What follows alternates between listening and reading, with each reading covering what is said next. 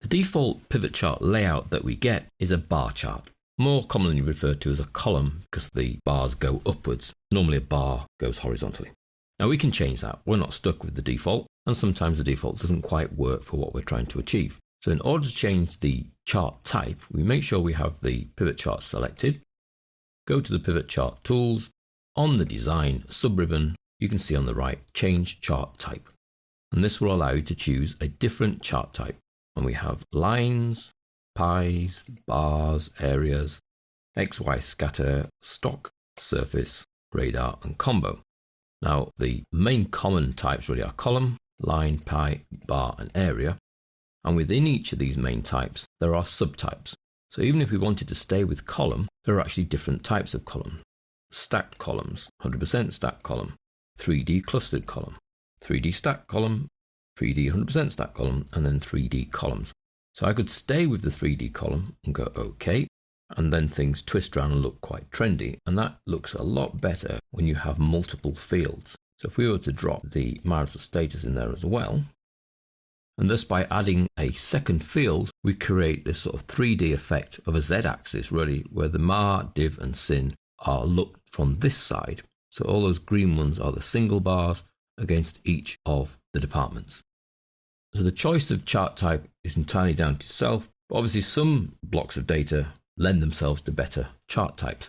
In this employee's pivot chart data, for example, PChart2, which is a very simple data, if we went to the chart type, this would look quite good as a pie.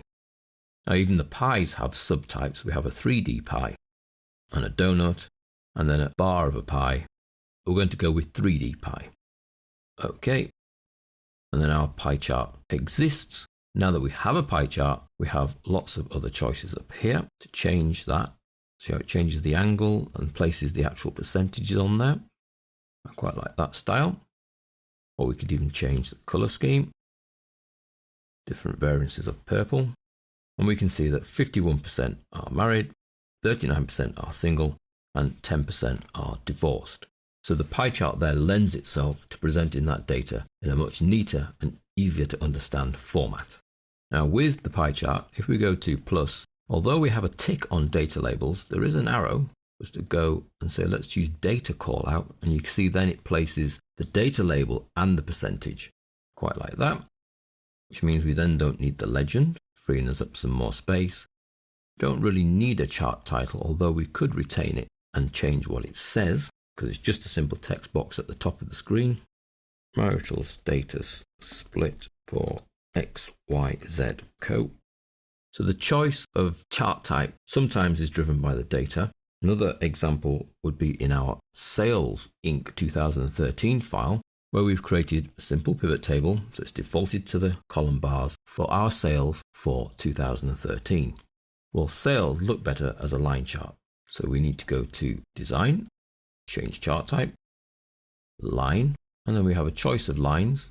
Notice how the preview is our data, line with markers, okay, and then we see our sales data, fairly steady sales throughout the year, massive peak in November for pre-Christmas, and then larger than the other months, but still less than November for December for those people catching up. So again, the data lends itself to the correct chart type to use. Now, whenever you create a pivot chart, you will always get the column bars, but then you just simply go to the change chart type on the design ribbon to change to one of the others that would best suit presentation of that particular data.